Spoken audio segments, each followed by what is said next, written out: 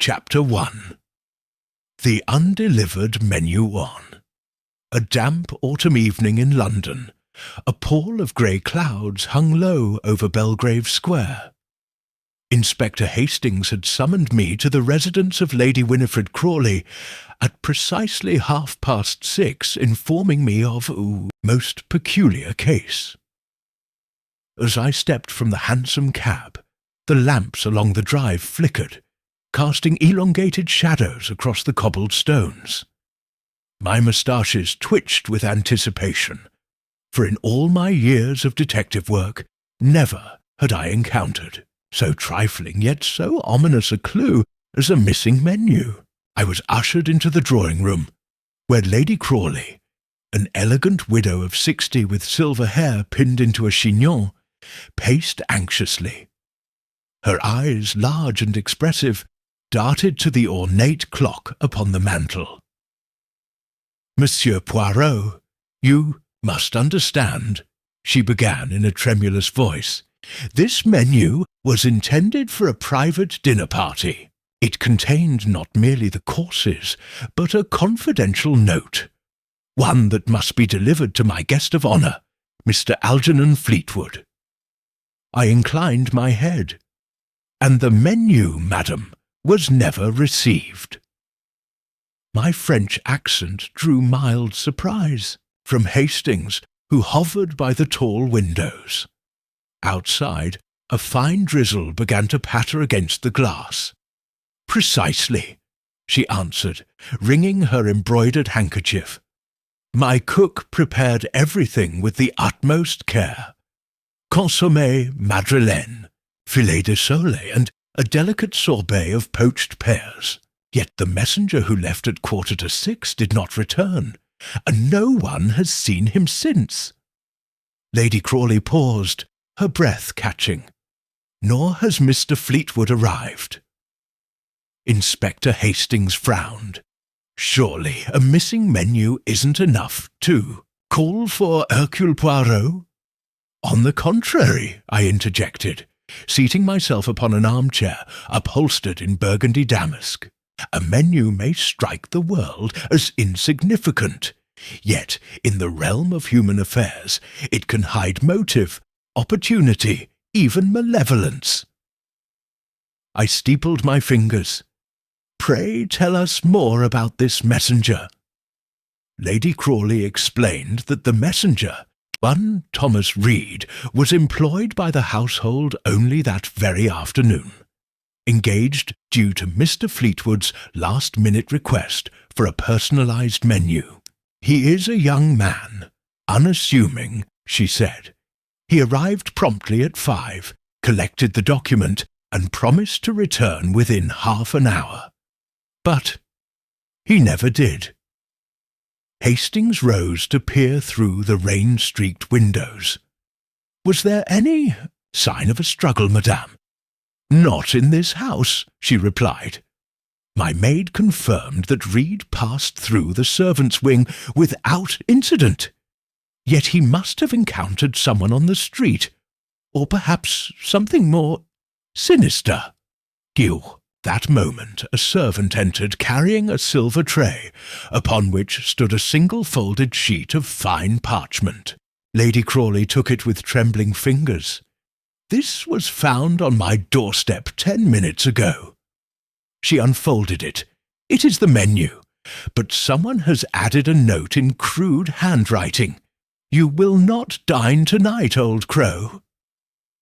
My little grey cells stirred. An anonymous threat, a most direct one. "Lady Crawley, did you have any enemies who would speak of you as Old Crow?" She flinched. "My social circle is vast, but none quarrel with me. Still, I did receive an invitation from Mr. Fleetwood, just yesterday. He promised to reveal on this occasion a matter of family importance, something concerning my late husband's will." Hastings sat beside me, whispering, "Inheritance troubles, eh, Poirot? People do become unhinged over money." "Precisely, Hastings," I said aloud. "The missing menu serves as a slight diversion. The true message concerns Lady Crawley's inheritance and Mr. Fleetwood's promise to disclose a revelation. I rose and crossed the room to the mantel. We must ascertain whether Reed met with misfortune, or if he delivered not the menu, but something more critical, perhaps evidence that someone wished to intercept. A hush fell. In that instant, the village clock across the square chimed 7, its toll echoing in the stillness. Outside, the rain intensified. Through the window pane, I thought I discerned a dark figure slipping away among the hedges. "Inspector," I said, returning to Lady Crawley, "would you kindly show us the route Mr. Reed took when he departed? And Hastings, fetch your coat. We ride to the nearest tavern. There we shall question the landlord and the porter at the door. Every soul along that street may hold a fragment of the truth." Lady Crawley nodded, relief mingling with fear in her eyes. "Thank you, Monsieur Poirot. I only beg you to recover Mr. Reed, and to uncover why someone would so brazenly threaten for me this evening." I placed a calm hand upon hers. "Rest assured, madame, that with patience and method we shall unmask the author of this unsigned warning, and we shall ensure that no menu, nor any other secret, remains undelivered." With that promise, we prepared to follow the trail of the undelivered menu into the London rain. Chapter 2. Shadow in the Tavern. The hansom rattled over cobbles slick with rain as we sped toward the Rose and Crown, a modest tavern at the corner of Belgrave Place.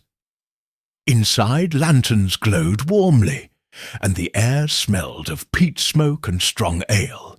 Inspector Hastings burst through the door first, squeezing past the crowd of earnest drinkers to the bar, where a stout landlord polished a pewter tankard. I followed more deliberately, observing every detail: the pattern of wet footprints on the flagstones, the angle of the oil lamp that cast uneasy shadows along the walls, the murmur of conversations about local gossip and unsettled inheritances.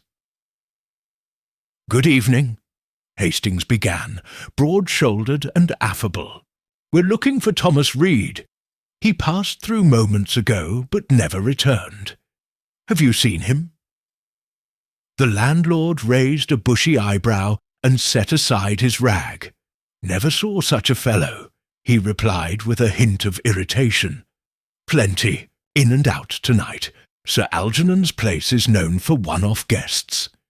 Reed, no, can't say I've heard the name." He shrugged and gestured toward the door. "Try the porter. He's at the entrance." We moved to the heavy oak door, where a tall young man in a neat livery stood, wiping down a carriage lamp.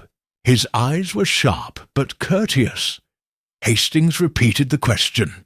The porter's lips tightened. "There was a boy," the man said, "carrying a folded paper. He asked for directions to Grosvenor Square." Then he paused, looked around as if afraid, and kept going. "Can't rightly say if he delivered anything." He shrugged. "That's all I saw." A hush fell between us. "Grosvenor Square," I murmured. "Remarkable. Lady Crawley's address lies in Belgrave Square, a few streets south.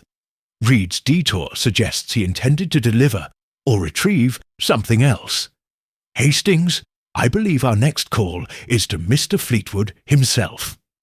Hastings hesitated. "But he hasn't arrived. If the boy did go to Fleetwood's lodgings first, perhaps to present the confidential note, and found no one home, what then?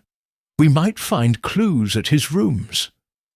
He glanced at the tavern's back exit. "They're around the corner on Eaton Place," I nodded. "Precisely.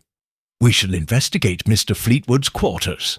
Meanwhile, kindly keep this gentleman's name to yourself." I inclined my head to the porter, lest we alert anyone who might destroy evidence. The porter nodded, understanding the delicacy of discretion. Rapidly we retraced our path through the narrow streets. The rain had ceased, but dew clung to the wrought-iron railings. Eaton Place was quieter, lined with tall townhouses of buff brick. I paused to examine Reed's footprints. They ended abruptly at the doorstep of number 12.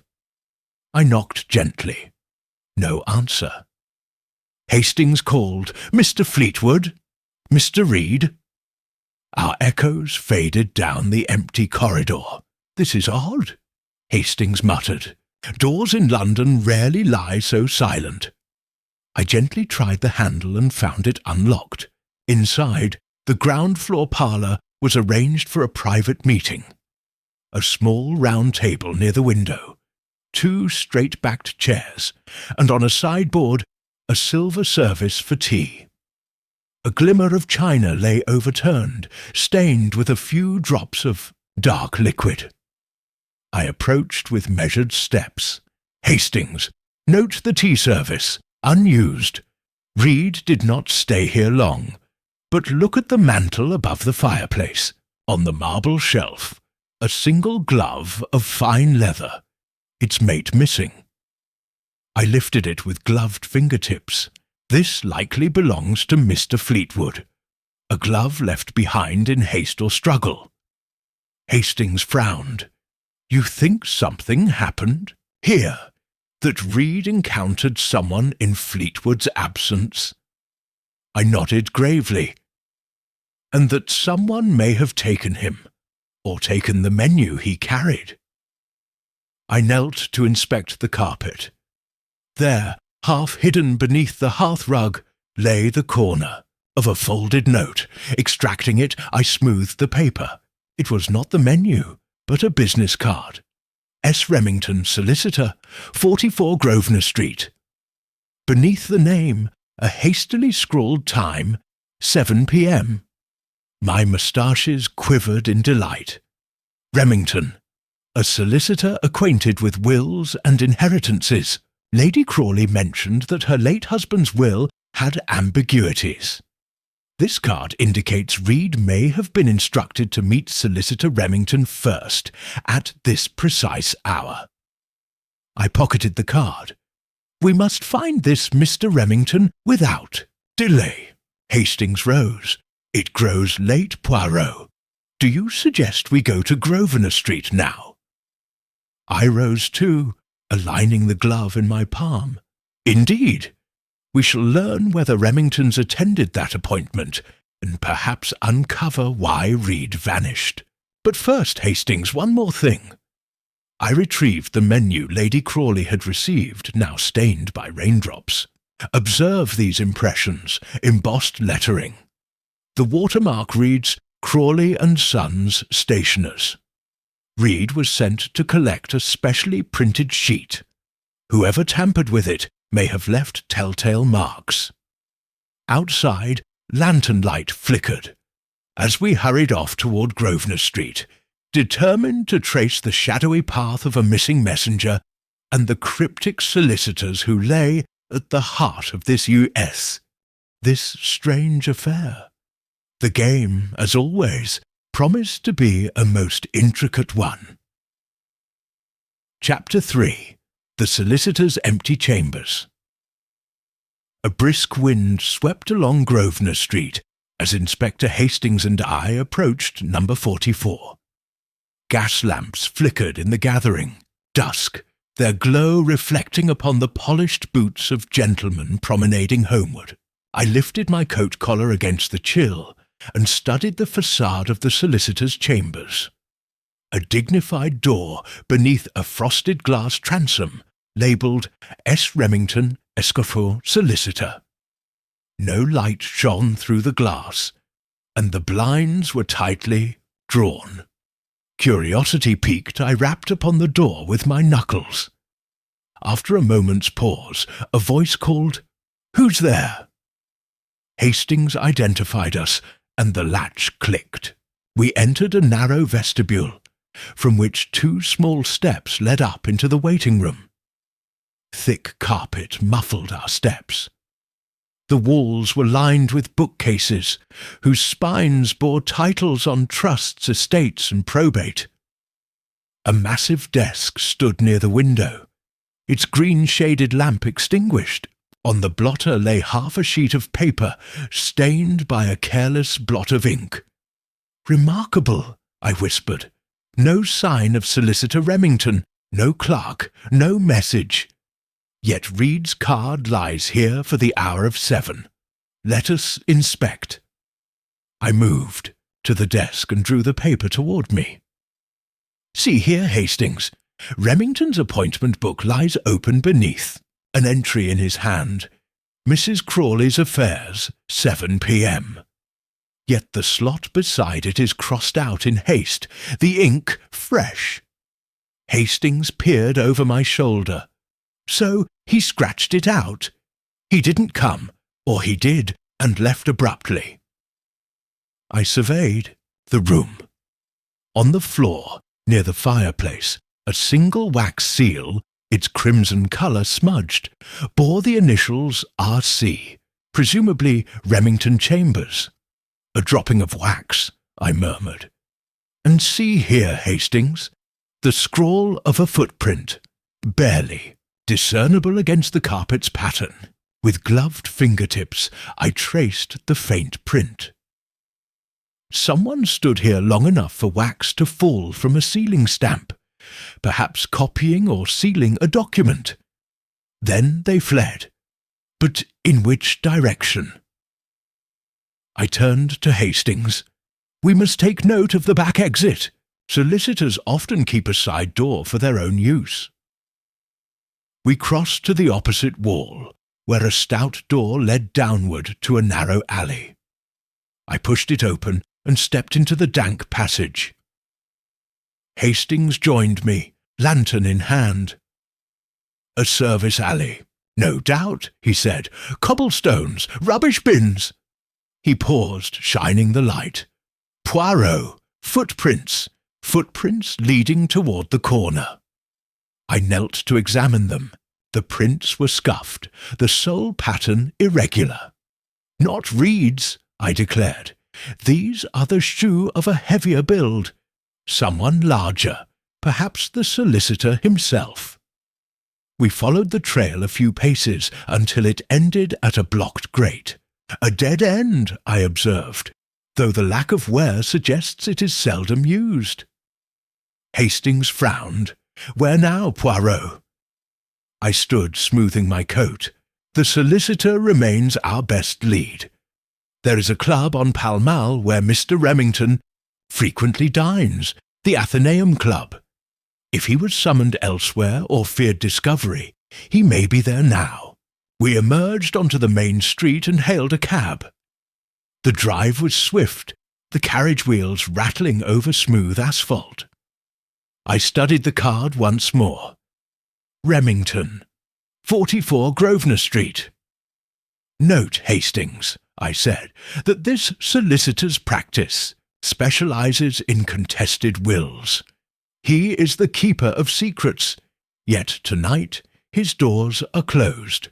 We must recover Mr. Reed, uncover why the menu was misdirected, and learn what document Remington sought to seal at this very hour."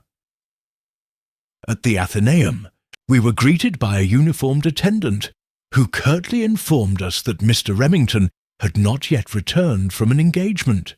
"He left by carriage around 6:30, the attendant added. "In some haste, sir." Hastings exchanged a look with me. 6:30, exactly when Reed was due back at Lady Crawley's. I tapped my fingertips together. Then Remington and Reed crossed paths somewhere between Belgrave Square and Grosvenor Street. And someone, wishing to thwart the delivery of either the menu or its secret message, interfered.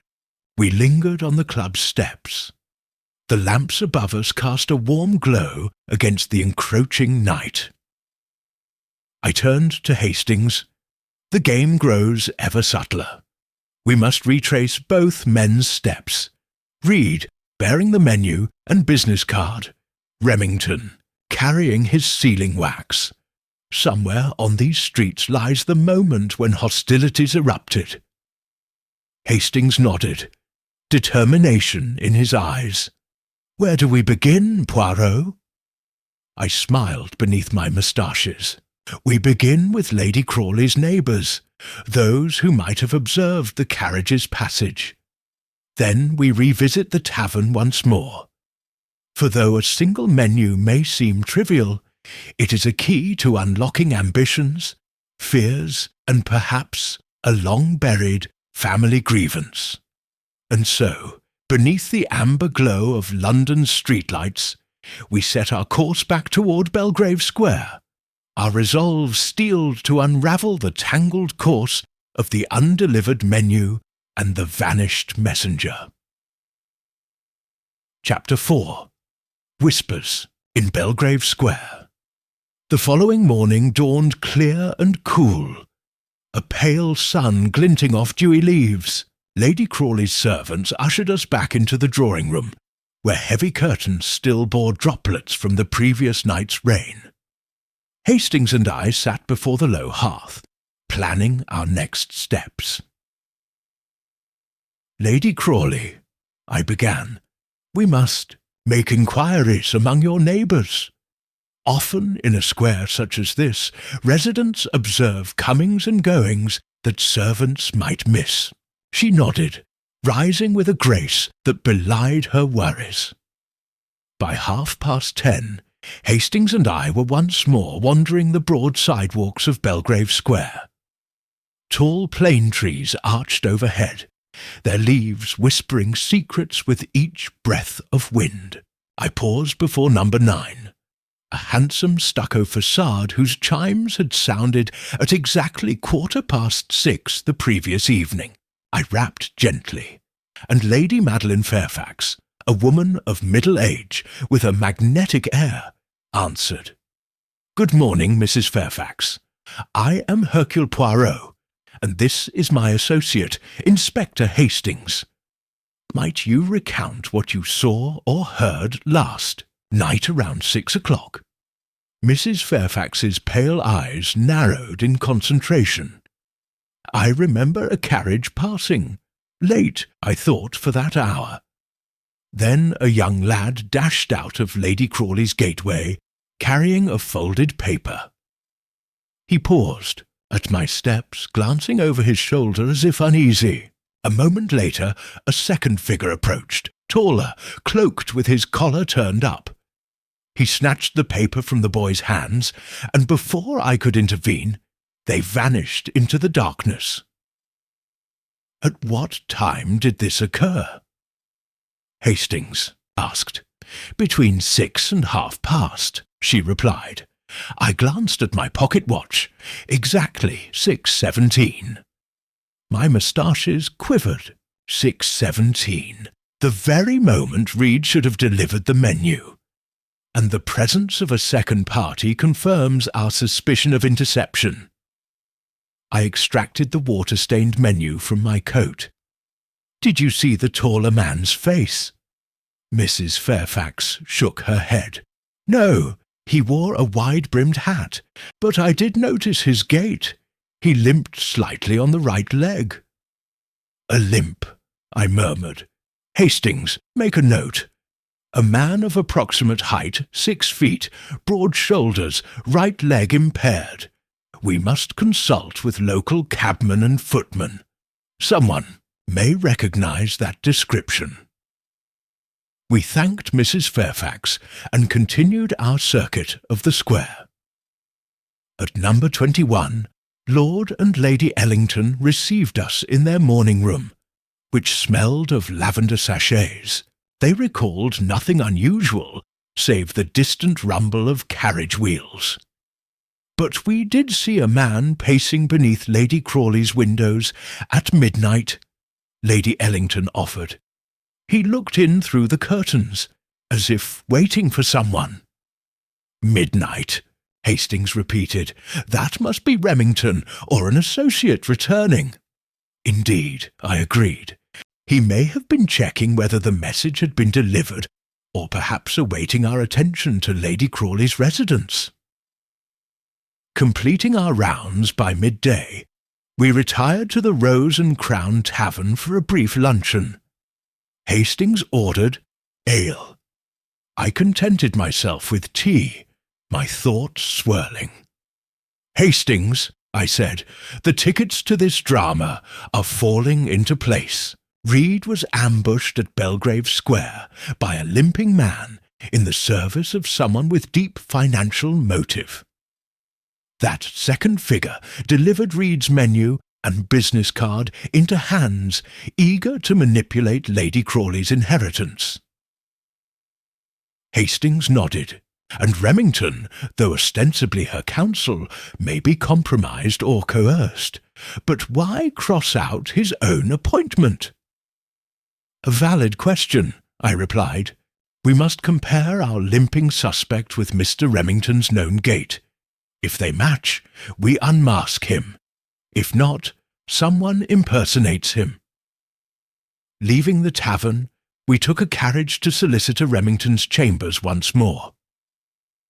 The alley entrance now bore fresh footprints, subtle dents in the grate. I knelt as Hastings illuminated the spot. "See how the shoe indent here is deeper on the right heel. A heavy limp, precise as Mrs. Fairfax described." I stood, face illuminated by inspiration. Now to Mr. Remington's club for confirmation. At the Athenaeum Club that afternoon, we confronted the attendant with our description. After a pause, he frowned. There was indeed a Mr. Remington who limped, sustaining an injury last winter, but I have not seen him since this morning. Hastings exchanged a look with me. Then our limping stranger and Solicitor Remington are one and the same. "Precisely," I said, and by impersonating Remington, he misdirected Reed, seized the menu and the confidential note, and vanished. Lady Crawley's trust in her solicitor has been betrayed. With haste, we returned to Crawley and Sons, the stationers who printed the menu. There, the senior clerk confirmed that only 2 men collected stationery bearing that watermark in recent weeks: Lady Crawley's butler and Solicitor Remington himself. "Remington?" Hastings exclaimed. "A volte-face worthy of—" "The greatest drama," I murmured. "Our solicitor, entrusted with legal guidance, orchestrated the entire affair." We departed for Lady Crawley's drawing-room, wheeling our revelation before her like a triumph. My little grey cells had prevailed once more. Yet, as the sun dipped beyond the London skyline, I could not shake the shadowy question. What hidden clause in her late husband's will drove a man of the law to so brazen a treachery? And so the pieces were set for our final confrontation, where justice and inheritance would collide beneath the chandeliers of Belgrave Square. Chapter 5. The Unsealed Codicil. The late afternoon sun slanted through the tall windows of Lady Crawley's drawing-room as Inspector Hastings and I settled into our chairs. The lesson of the last 24 hours lay before us in tangible form. The torn ribbon of wax, the lace-trimmed menu bearing watery indents, and most crucially, the missing codicil that should have accompanied her late husband's will. Crawley, pale but composed, regarded us with quiet determination. "Monsieur Poirot," she said, "I must know, how far has this betrayal reached? Can I trust anyone to steer me through the reading of the will?" I inclined my head. "Madame, trust but verify. We have found that Solicitor Remington assumed a most nefarious guise. He impersonated his own office to intercept the confidential menu, and with it, the secret codicil. I tapped the menu's corner. But the codicil itself remains unseen. My little grey cells suspect it was never printed on that sheet. It may yet be hidden within Mr. Remington's personal chambers. Hastings leaned forward. Then we must search his rooms, and apprehend him before he absconds with both document and fortune. Precisely, I agreed. But caution, Hastings. He is a man familiar with the law and its loopholes. He will know to destroy any overt evidence if cornered too hastily. Lady Crawley's lips trembled. What can I do, monsieur? My home feels unsafe, as if shadows lurk in every corridor. I offered her a reassuring smile. Madam, justice will be served, but it requires patience. Hastings and I will depart to Mr. Remington's club once more, with a warrant for his chambers. I shall remain here in case he attempts something desperate. Do you have his address? She rose and crossed to a side table, from which she retrieved a small envelope bearing Mr. Remington's visiting card, engraved initials S.R. I accepted it. Thank you, madam. Rest assured that I shall restore order to your affairs. With a curt nod from Hastings, we took our leave. Once outside, the London air felt brisk, as though invigorated by the approach of justice. I turned to Hastings.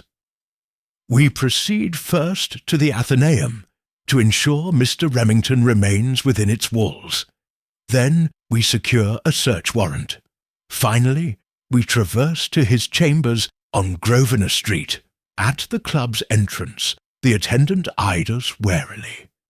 Hastings produced a card on which I had scribbled my name and credentials.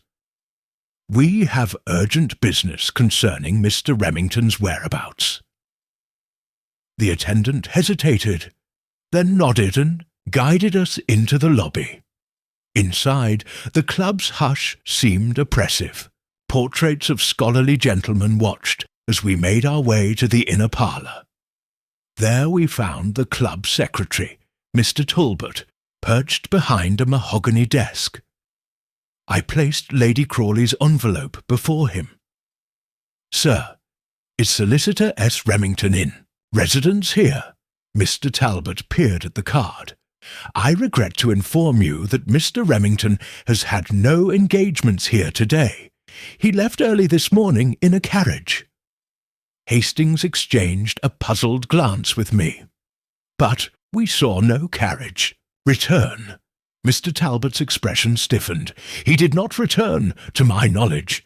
Would you like me to summon the constabulary? I steepled my fingers. Not yet. We believe he is making for his personal chambers. I shall secure a warrant and recover what he has taken. Mr. Talbot nodded once, curtly, and retreated. Outside, Hastings whistled softly. He slipped away, yet I thought him at the club. A ruse, I replied. By arranging for his appointment at 7, then cancelling it, he engineered a path to delay our discovery. But he could not know we would search the club itself. I paused thoughtfully. Hastings, perhaps we should consider his lodgings as a red herring. Remington has many clients. He may hide the codicil in a place we least suspect. Hastings frowned. You mean not at Grosvenor Street? Indeed. I glanced at my pocket watch. I propose we return to Crawley and Sons. The stationers know his printing habits. There may be drafts of the codicil still in their safe. We hurried back to the stationer's shop. The senior clerk, Mr. Harding, recognized us immediately. Monsieur Poirot, I trust your investigations fare well.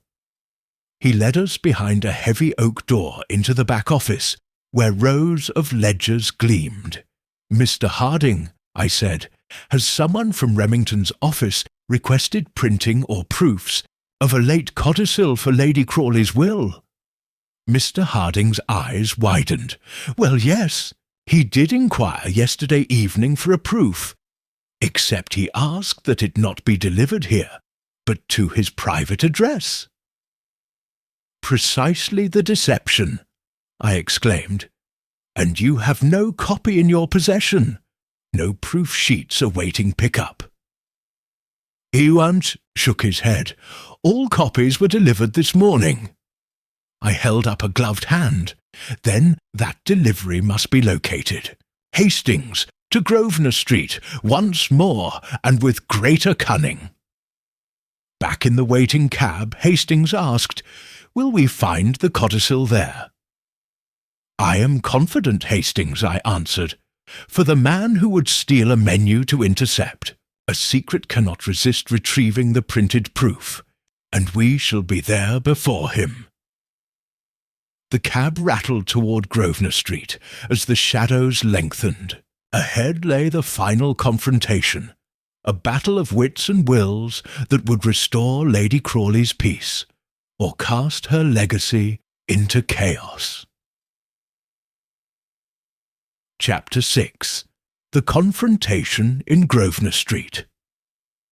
The carriage wheels clicked against the polished stones of Grosvenor Street as I peered through the window.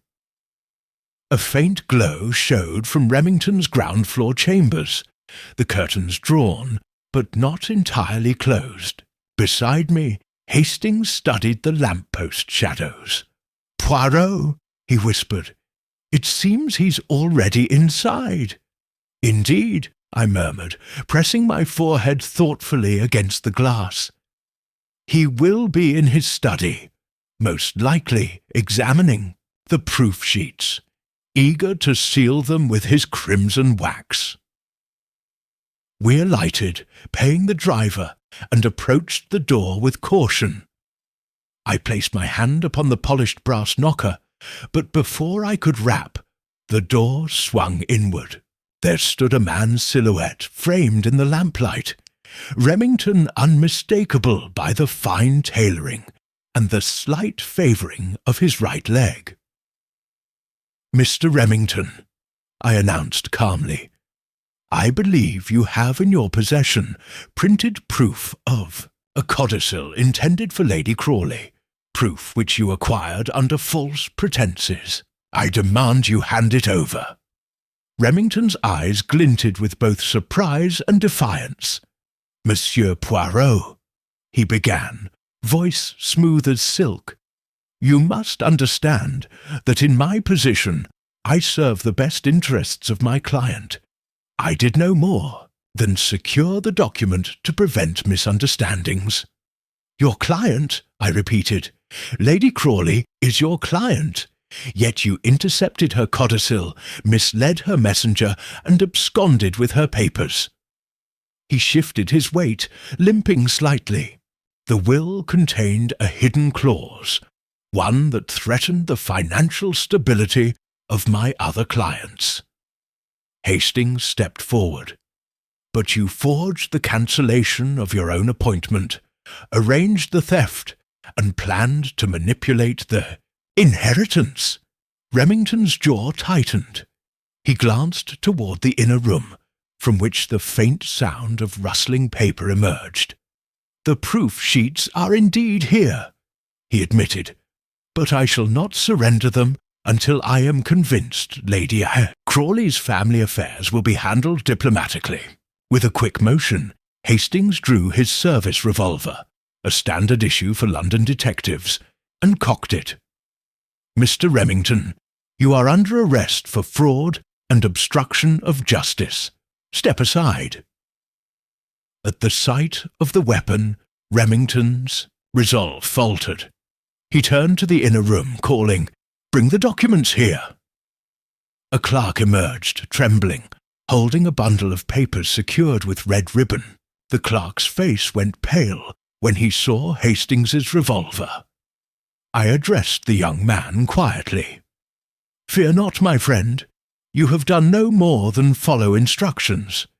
Now, deliver those papers to Inspector Hastings." Hastings took the bundle and snapped the ribbon. "Proof sheets of the codicil," he said, flipping through them. "Signed and dated, with Lady Crawley's watermark.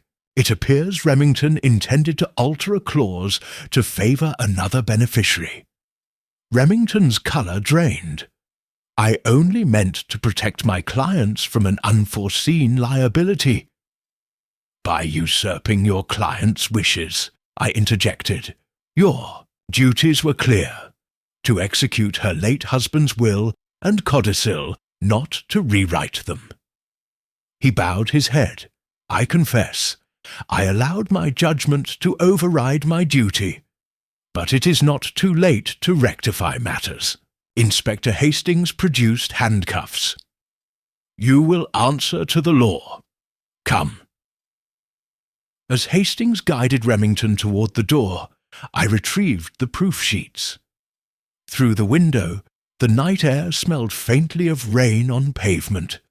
London's resolve to wash away its sins. Moments later, we reconvened at Lady Crawley's drawing room, where she anxiously awaited news. I presented the proof sheets. "Madame, these are your codicil's exact words. A testament that half your husband's estate bequeaths in trust to charitable causes, with the remainder to you." I glanced at Hastings. "And an amended clause, in a second draft, would have redirected the principal inheritance to an unknown party." Lady Crawley's eyes widened as she read. "This amended version is not mine." "Precisely, madam," I said. "Your solicitor intended to substitute his own clause. Insight to yet another riddle." But for now, as the sun climbed higher over Greystone Manor, I allowed myself to savour the peaceful aftermath of a mystery resolved, grateful for the echoes of the past that guide us ever forward. Chapter 9. The secret beneath the terrace late afternoon light sifted through the cloud-dappled sky as Hastings and I strolled down the stone steps of Greystone Manor's terrace toward the sculpture garden. The air was redolent with the scent of jasmine and fading roses. Lady Crawley met us on the broad landing, her expression thoughtful. "Monsieur Poirot, I have been considering the origins of my husband's secret codicil," she said. "I believe there is more to its provenance than a simple charitable impulse." Intrigued, I raised an eyebrow. "Madam, please elaborate." She led us across the terrace to a low balustrade overlooking a sunk garden. My late husband, Lord Crawley, was known for his philanthropy, but he also held a private correspondence with a Dr. Edwin Whitcomb, an antiquarian and family friend. I have letters suggesting that Dr. Whitcomb discovered an earlier draft of the will, in which my husband made provision for a distant cousin, one Eleanor Whitcomb. Hastings glanced at me. Could this cousin be the unknown beneficiary we saw in the altered codicil? "Precisely," Lady Crawley replied. "I fear that Remington intercepted not only our codicil, but also correspondence between my husband and Dr. Whitcomb. Letters that might shed light on the true intention of the estate's distribution." My little grey cells began to whirl. "Then, madame, we ought to seek out Dr. Whitcomb's papers. He maintains a study in the village of Ashley, some 10 miles hence. If he preserved the original draft or correspondence, it may reveal why your husband included Eleanor's name, and whether a familial secret demands resolution." Lady Crawley nodded decisively. "Will you accompany me, Monsieur Poirot? I wish to confront Dr. Whitcomb myself, to understand his counsel." Hastings smiled. "A journey! How splendid! I'll fetch our carriage." Within the hour, we were rattling southward along country lanes, the hedgerows glowing with late summer berries. Lady Crawley sat between Poirot and Hastings in the carriage, her posture erect yet relaxed. She produced a small leather portfolio containing War Office envelopes addressed to Dr. Whitcomb. "I carry these letters in case he requires proof," she explained. At Ashley, the village church spire rose beside a cluster of thatched cottages. We alighted before a modest vine-clad house marked Whitcomb Antiquities. A brass plate by the door bore Dr. Whitcomb's name and credentials. I knocked. The door opened to reveal a scholarly man of slight build, his hair prematurely silver. "Dr. Whitcomb?" Lady Crawley inquired softly. He bowed. "Lady Crawley, I feared I had not communicated in time. Please, come in." Inside, the study was a cathedral of bookshelves, each lined with leather-bound volumes and folio cases. A massive oak desk held quills, blotters, and scattered parchments. Sunlight streamed through leaded windows onto a Persian rug. Dr. Whitcomb motioned us to seats. "You seek the early draught," he said, stroking his beard. "I have preserved it, as promised to your late husband." He rose and retrieved a folio from a high shelf. The manuscript bore heavy watermarks and meticulous corrections in Lord Crawley's handwriting. I examined the document. The original clause bequeathed a modest annuity to Eleanor Whitcomb, in gratitude for her kind ministrations during her father's illness. The remainder of the estate, after charitable endowments, passed to Lady Crawley. Beside it lay a bundle of letters, correspondence in which Lord Crawley and Dr. Whitcomb discussed Eleanor's devotion in nursing her dying father, and how her own inheritance had been squandered to debts. Hastings leaned forward. So, Eleanor was nearly destitute. The codicil ensured her comfort. Dr. Whitcomb nodded gravely. Indeed, Lord Crawley felt indebted to her, yet he wished the main fortune to serve public good through charity, entrusting you with its administration. Lady Crawley's eyes glistened. I was unaware of Eleanor's plight. I must find her. "Madam," I said, "the letters should include an address. If she is well, you may restore her as beneficiary." Dr. Whitcomb led us to an adjacent table, where a ledger recorded Eleanor's last known residence, Wincott Manor, near Bath. She returned to her ancestral home in hopes of reclaiming it, but her efforts faltered. With the knowledge secured, we prepared to depart. Lady Crawley clasped Dr. Whitcomb's hand. "Thank you, dear friend. You have honoured my husband's wishes." On the return journey, the carriage felt lighter. Hastings cracked a joke about Eleanor in Bath and elderflower wine, eliciting laughter from Lady Crawley. I gazed at the fields, rolling past, reflecting that a mystery's revelation often brings compassion, not merely justice. That evening, back in the drawing-room at Greystone Manor, Lady Crawley sat by the fire with Hastings and me on either side. She read aloud a letter drafted to Eleanor Whitcomb, inviting her to Greystone as a guest of honour and reinstating the promised annuity. As the clock chimed 9, she folded the letter and placed it in an envelope. "Tomorrow I will dispatch this and amend the codicil to reflect Eleanor's rightful place," she said. I smiled.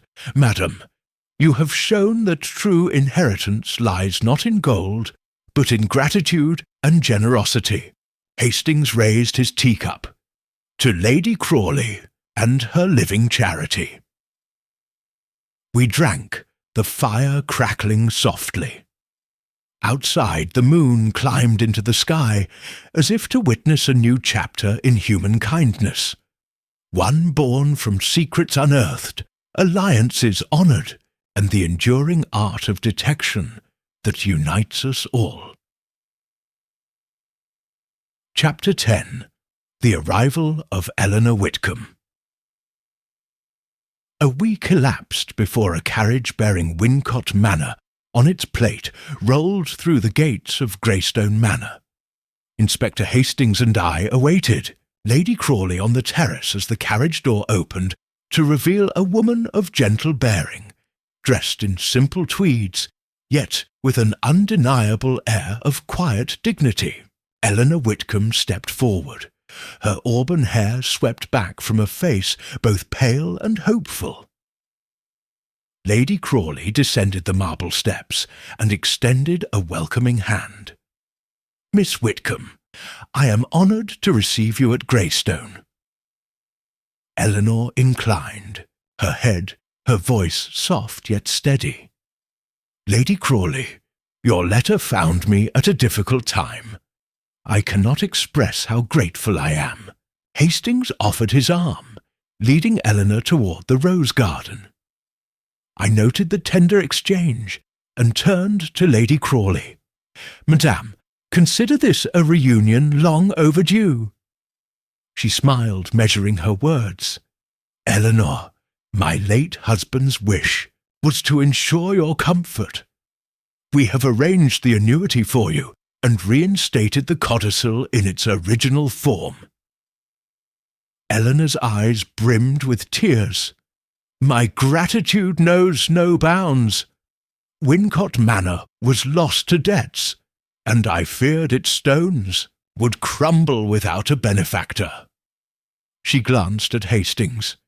"You, sir, have my thanks as well for protecting the codicil." Hastings tipped his hat modestly.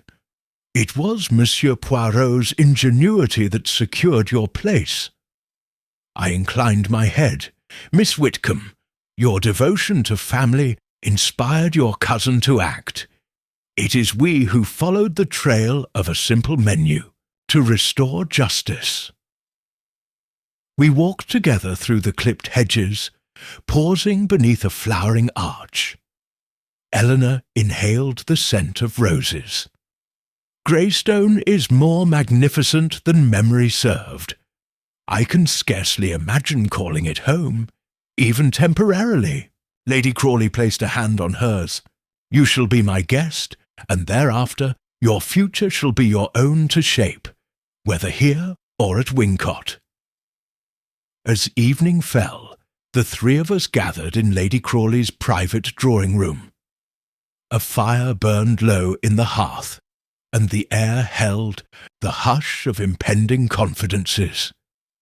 Eleanor seated herself in an armchair, her hands clasped in her lap. "Before I settle down," she began, "I wish to understand one thing.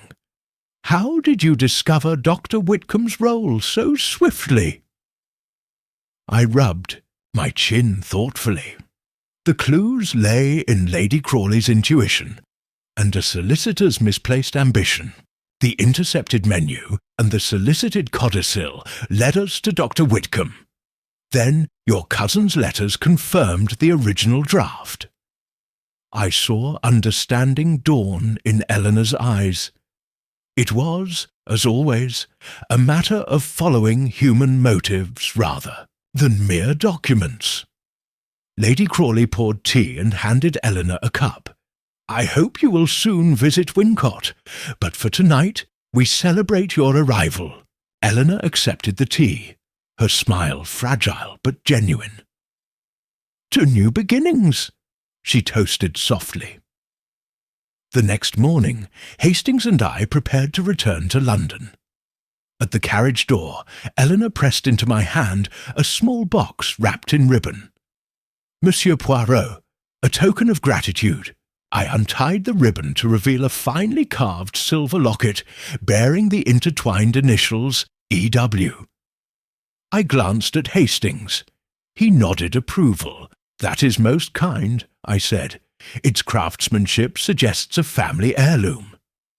Eleanor's lips curved. "It belonged to my mother. You have done more than restore documents. You have restored hope." With farewells exchanged, the carriage set off, turning towards the main road. As the wheels crunched over gravel, I stood beside Lady Crawley on the terrace. Hastings joined me, adjusting his coat against the autumn air. The morning sun illuminated Greystone's turrets and the distant hills. "It feels as though a chapter has truly closed," Hastings observed. "Eleanor has her future, Lady Crawley her peace, and your notebook awaits new cases, Poirot." I smiled beneath my moustaches. "Indeed, yet every resolution leaves echoes of kindness, of gratitude, and of human fallibility." Lady Crawley joined us, her countenance serene. "Monsieur Harrison," she corrected with a soft laugh, "he'll never forget your service. If ever you wish to return, Greystone's doors are always open." Hastings bowed. "We thank you, madame. Your fund for displaced families will bear witness to this evening's triumph." As we turned back toward London, I gazed at the rolling countryside. The undelivered menu had become the catalyst for grace. A solicitor's betrayal countered by generosity. A missing codicil transformed into tangible charity. And a distant cousin's humility elevated to rightful inheritance. In the art of detection, as in life, the smallest object may conceal the greatest truth. And so, with hearts lightened and justice restored, we journeyed homeward, ready for the next mystery that awaited beneath London's fog and lantern light. Chapter 11. A Test of Faith and Friendship. The crisp winter air of London greeted us upon our return at the terminus of Victoria Station. A light dusting of snow clung to the carriage roofs and gas lamps, lending a serene hush to the city. Inspector Hastings and I stepped onto the platform, our breath visible in pale wisps. Though the case of the undelivered menu had reached its just conclusion, I sensed before even alighting that fate had one more trial in store for Lady Crawley, and for the bonds forged in its resolution. "Poirot," Hastings began, shouldering his greatcoat, "it seems the newspapers have caught wind of Lady Crawley's charitable fund. They're calling it the Crawley Trust for Displaced Families." He handed me a folded copy of the Morning Chronicle, the headline emblazoned in bold, "Lady Crawley's Liberal Heart. Public Joy." I scanned the article. It extolled her generosity, but hinted at scandal, questioning how quickly her solicitor had been charged and whether further revelations would emerge. I frowned beneath my moustaches. The public adores a hero, Hastings, but delights also in a fallen villain. Lady Crawley must weather this storm of scrutiny.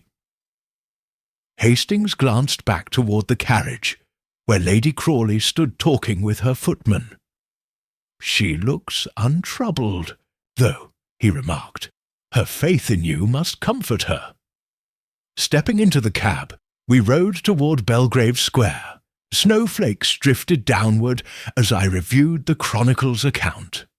Idle speculation that the intercepted codicil had been part of a larger conspiracy involving the landed gentry. Lord Crawley's will, I mused, has become fodder for rumour. We must ensure that the truth prevails. Hastings tapped the page. Perhaps Lady Crawley will invite us to the Trust's inauguration, so we may speak in her defence. At her drawing-room, Lady Crawley received us with her customary poise, though her eyes betrayed a flicker of concern. Tea stood upon the low table, steam spiralling upward in the lamplight. She extended the chronicle. "I value your counsel, Monsieur Poirot," she said. "I plan to address the press tomorrow at Eaton Hall, but I fear they will pry into every detail of the case." I poured tea and handed her a cup. "Madam, transparency is your strongest ally. Let your address reaffirm the integrity of your late husband's wishes and recognize the common good served." Hastings knelt to rearrange the newspapers on the ottoman. "And I shall see that the local constabulary confirms the timeline we established. No room for doubt." She inhaled deeply. "Thank you. Your support has been invaluable." Her composure returned, and she sipped her tea. "But there is one more matter." She lifted a delicate hand. "Dr. Whitcomb has reminded me that Eleanor Whitcomb has yet to accept her annuity, citing the debts of Wincott Manor. She suggests using a portion of the Trust's endowment to secure Eleanor's financial standing before public funds are dispersed." I nodded. "A prudent step, madam. It demonstrates both compassion and responsibility." Hastings gave a relieved smile. "Indeed, and that will silence any claim of impropriety." The following morning, a coach bore us to Eaton Hall, where journalists clustered about the steps like birds awaiting crumbs. Lady Crawley stood at the portico, resplendent in a velvet cloak edged with ermine. I positioned myself at her side, Hastings to our right. A hush fell as she unfolded her speech. "Ladies and gentlemen," she began, voice clear and firm, "the trust we inaugurate today stands upon the virtues of honesty, duty, and compassion. The provisions of my late husband's will and codicil were obscured by acts of deceit, acts now brought to light by the unwavering integrity of Monsieur Hercule Poirot and Inspector Hastings. In gratitude to both, and in service of our fellow countrymen, we shall allocate a portion of the Trust's capital to ensure that Miss Eleanor Whitcomb receives her annuity without delay. Thereafter, our focus will remain on those families truly in need, untouched by scandal or speculation." A flurry of pen strokes and camera shutters followed. Hastings puffed his chest with pride. "Well said, madam." I tipped my head. "You have faced the storm and emerged stronger, illustrating that even in the throes of mistrust, faith and friendship endure." As the press dispersed, a solitary figure approached us, the young clerk from Remington's chambers, recently released from summons as a witness. He handed Lady Crawley an envelope. She opened it, and her eyes brightened. "It is from Eleanor," she announced. "She accepts the annuity and will visit Wincott Manor this spring to restore her home." Hastings clapped his hands. "Splendid news." Lady Crawley turned to me. "Monsieur Poirot, Hastings, you have guided me through shadow to light. I can only hope to repay your kindness one day." I bowed. "Madam, your trust was our greatest reward." That afternoon, as snow melted into the drains of Belgrave Square, I returned to Whitehall Gardens. Hastings lingered to share a final pot of tea. "Poirot," he said, "another mystery closed, and the public record set straight." I gazed out at London's bustle, the city's pulse undiminished by a moment's snowfall. "Yes, Hastings, and in this world of fleeting headlines, sincerity and steadfastness remain the noblest currency." With that, we parted. Two friends, bound not only by duty, but by the quiet certainty that, under London's fog and lantern glow, the art of detection preserves far more than mere documents. It safeguards the very heart of human trust. Chapter 12. A Farewell at Winter's End. First thaw of the year arrived as pale sunlight filtered through the windows of my sitting-room at Whitehall Gardens. Icicles hung like crystal pendants from the eaves, and the late winter air carried a promise of renewal.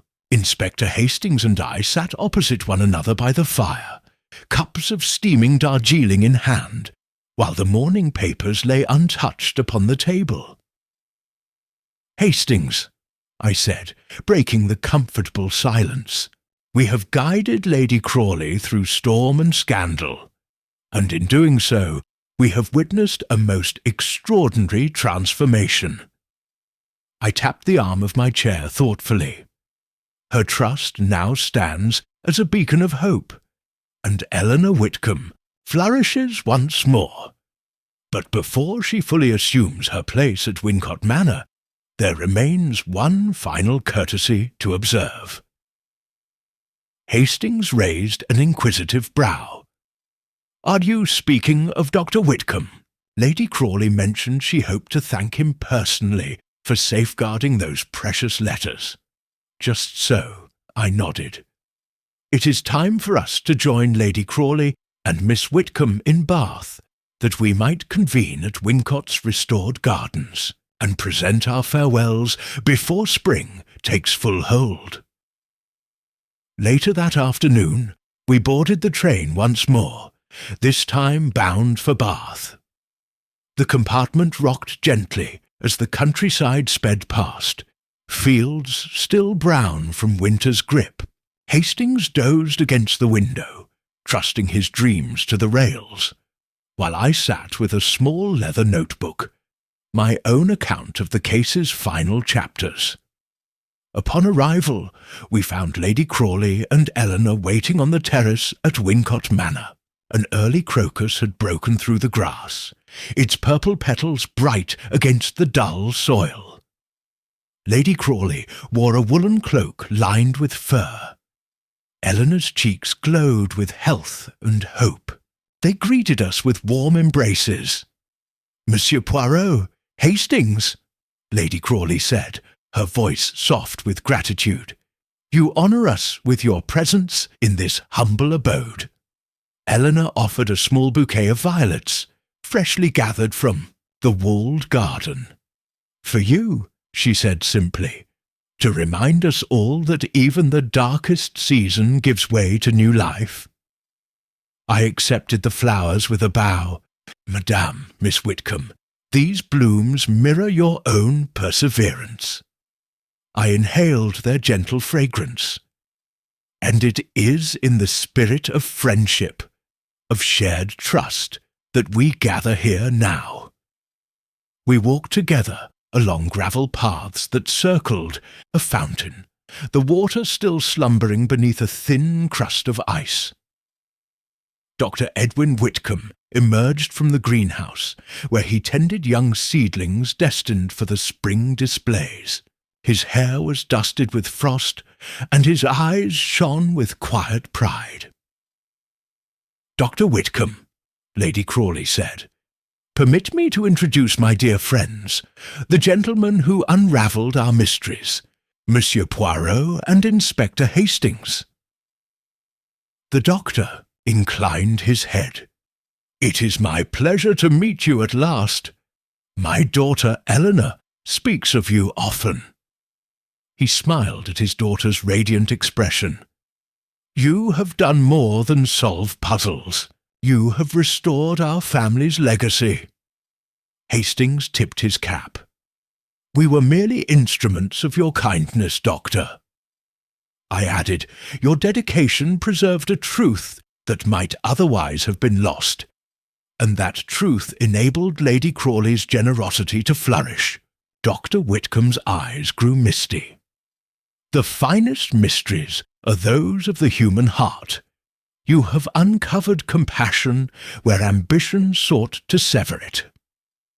We spent the afternoon in the greenhouse, inspecting exotic blooms that had been coaxed to life by Dr. Whitcomb's skill. Over cups of tea and honeyed biscuits, conversation turned from recollections of the undelivered menu to musings on spring planting and the promise of warmer days. As the sun dipped low, painting the frost-laden walls in gold, Lady Crawley rose. "Gentlemen," she began, voice steady, "you have given more than your skill. You have given us closure, and with it, courage to embrace what lies ahead. I ask you now to accept this token of our esteem." She held up a small silver key, engraved with the initials C and W. "This is the key to my private chapel at Greystone Manor. It symbolizes the sanctuary we have found in truth and friendship." I accepted the key with profound respect. "Madame, no greater honour could be granted." Hastings offered his hand in congratulations, and Eleanor leaned forward to place a gentle kiss upon Lady Crawley's cheek. Soon it was time for our departure. Carriages awaited under the archway of Wincot's Gate, horses stamping and snorting in the cool air. Lady Crawley and Eleanor embraced us each in turn. Eleanor pressed a folded letter into my hand. "A final note," she said. "Should you ever visit Bath again, do look me up." I tucked the letter into my notebook. "Rest assured, Miss Whitcomb, I shall." On the train back to London, Hastings and I sat in companionable silence, the landscape blurring into a tapestry of fields and villages. "Poirot," Hastings reflected, "this case began with a simple oversight, a menu left undelivered, yet it revealed ambition's shadow and shone a light on human kindness." I closed my eyes, letting the gentle motion of the carriage soothe my thoughts. Yes, Hastings, in the complications of law and inheritance, it was not parchment or seal that held ultimate power, but the bonds of trust between people. And that, mon ami, is the greatest mystery of all. As the suburban lights of London came into view, I prepared my notebook for the next chapter, ever mindful that in this city of fog and flickering lamps, another enigma surely awaited. Chapter 13. A shadow of intrigue in Mayfair, the week following. Our return from Bath found me once more at my modest desk in Whitehall Gardens, reorganizing my notes on Lady Crawley's affairs. Snow had melted to slush, and the air hinted of an early thaw. Hastings arrived punctually at 10:30, bearing a newspaper bundle under his arm, and a look of both curiosity and concern. "Poirot," he began, settling into an armchair, "I received a note this morning from Lady Crawley. She requests our presence at Eaton House on Grosvenor Square. The maid wrote of a mysterious visitor, one who arrived at dawn with a sealed envelope bearing the Crawley crest. No name, no explanation." I adjusted my cravat. An unsolicited visitor at this stage? Intriguing. It seems the embers of intrigue still smoulder in Lady Crawley's world. I poured tea and handed Hastings a cup.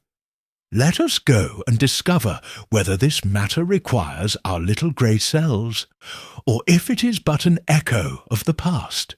By noon, we alighted before Eaton House, a smaller townhouse Lady Crawley used for social calls and occasional meetings. The butler, solemn and neatly dressed, greeted us. "Madame awaits you in the morning room, sirs." The messenger departed upon arrival of the carriage. He bowed and retreated. We followed him through a panelled foyer into a sunlit salon, where Lady Crawley stood near the mantel. In her hand she held an ivory envelope, sealed with crimson wax, bearing her late husband's cipher. "Monsieur Poirot, Hastings, thank you for coming so promptly," she said. Her expression was poised, yet her eyes betrayed slight unease. This arrived at 8 o'clock. The messenger refused to identify himself, stating only that the matter was urgent and confidential. I took the envelope gingerly. "May I?" Lady Crawley inclined her head. I broke the seal with a careful flick of my blade and withdrew a single sheet of cream stationery. The handwriting was bold, angular, unfamiliar. I read aloud, "Madam, if you believe your inheritance secure, think again. A clause remains hidden, one that can yet undo all you hold dear. Meet me tonight at precisely 9:30 in the courtyard, at Greystone. Come alone and bring the original will. Only then will all be revealed." A friend, a hush fell. Hastings exhaled. Another codicil, another betrayal. Lady Crawley's hand trembled slightly. I know of no clause beyond those already exposed. Who could possess such knowledge? I handed her the note and considered its import. Someone, madam, who still seeks to unsettle your security. But notice, a friend. The writer feigns allegiance, and bring the original will, an impossible demand unless mischief is afoot. Hastings rose. "Monsieur, do you think it a trap?" "Undoubtedly," I murmured. "But the question is why now, and to what end? We must not send Lady Crawley alone into the night. Instead, we will accompany her discreetly and uncover the sender." Lady Crawley frowned thoughtfully. "I would prefer restraint. Let no rumours spread that I fear for my position." "Very well," I said. "We shall keep our presence concealed. Bring the will, madam, and keep the note hidden. At Greystone's courtyard we shall await our mysterious friend." That evening the sky hung clear, the moon a silver crescent above Belgrave Square. We rode silently to Greystone Manor, the carriage lamps glowing in the damp chill. Inside, Lady Crawley retrieved the mahogany box containing her husband's original will. Hastings lifted it in both hands with reverence. We paced through the gallery, the only sound our footsteps on polished marble. At precisely 9:29, we reached the courtyard. A single lantern stood at the far end, its flame flickering in a faint breeze. I positioned myself in shadow behind a stone pillar. Hastings took cover near the wrought-iron gate, while Lady Crawley remained by the fountain, will in hand. Minutes passed like hours. Then a figure emerged from the mist, a tall, slender silhouette draped in a dark cloak, face obscured by a broad hat. The visitor paused by the lantern. "Madame," I whispered, "be on your guard." At 9:30 exactly, the stranger spoke, voice low and urgent. "Lady Crawley, you have uncovered much, but not all. Your late husband left a private memorandum, separate from codicils, which assigns guardianship of the trust's endowment to a third party in the event of your remarriage or death. That document lies hidden in his study, beneath the loose floorboard near his desk." Lady Crawley's breath caught. "I have never heard of such a memorandum." The stranger inclined his head. He feared complications. "Retrieve it and you will preserve your legacy. Fail, and the Trust's funds will transfer to Norfolk estates unforeseen by you." Before she could answer, I stepped from my concealment. "Monsieur, though your action contradicts the safety you purport to offer." The figure whirled, hat falling back to reveal a familiar face, Dr. Edwin Whitcomb. "Good evening, Hercule Poirot," he said quietly. "I feared that after our last meeting, Lady Crawley, for her own protection, should be aware of her husband's foresight. He entrusted this secret with me when he feared for her future happiness. I meant no malice, only to guide her." Tinchudium emerged likewise. "But why cloak your warning in threat?" Dr. Whitcomb sighed. "Because in times past, threats gain attention. I had hoped she would heed the urgency." He paused, gaze on Lady Crawley. "Forgive my deception. The memorandum remains. I shall show you where it lies." Lady Crawley narrowed her eyes, then regained calm. "Dr. Whitcomb, you have served my husband's wishes loyally. Yet your method endangered us. Come indoors, where we may speak openly." We escorted him into the gallery. Behind us, the lantern guttered. As Lady Crawley closed the courtyard, door, I reflected on the final twist. The benevolent guide who used subterfuge for what he believed noble ends. Thus ended Chapter 13, another reminder that sincerity may wear the mask of threat, and that even in friendship, caution and reason must prevail. Chapter 14. The Hidden Memorandum. The glow of the gallery's crystal chandelier bathed the marble floors in a warm, golden light as Lady Crawley, Dr. Whitcomb, Inspector Hastings and I gathered under the high ceiling. After the startled revelation in the courtyard, tension still lingered in the air. Yet the promise of clarity and understanding now united our purpose. "Dr. Whitcomb," Lady Crawley began, her voice measured yet resolute, "if this memorandum truly exists, let us retrieve it swiftly and without further subterfuge." She turned to the butler, who had followed quietly behind. "Edward, provide us with the small lantern and the chisel from the study." The butler bowed and scurried away. I watched Dr. Whitcomb's countenance soften, relief at replacing his cloak and dagger approach with openness. Hastings crossed his arms and met my gaze. "A safer path, wouldn't you say, Poirot?" "Indeed, Hastings," I replied, "for the noblest intentions rely upon trust, not threat." In that moment the butler returned, bearing an oil lantern and a slender chisel. The small flame flickered as we followed Edward down a side corridor into Lord Crawley's study, an oak-panelled room lined with shelves of leather-bound books, the heavy scent of polished wood mingling with the faint trace of pipe tobacco. Dr. Whitcomb approached the large desk, its drawers locked and unused. He knelt at the far corner of the parquet floor, where a single board bore a narrow scratch at its edge. With a nod from Lady Crawley, Edward set the lantern upon the desk and handed Dr. Whitcomb the chisel.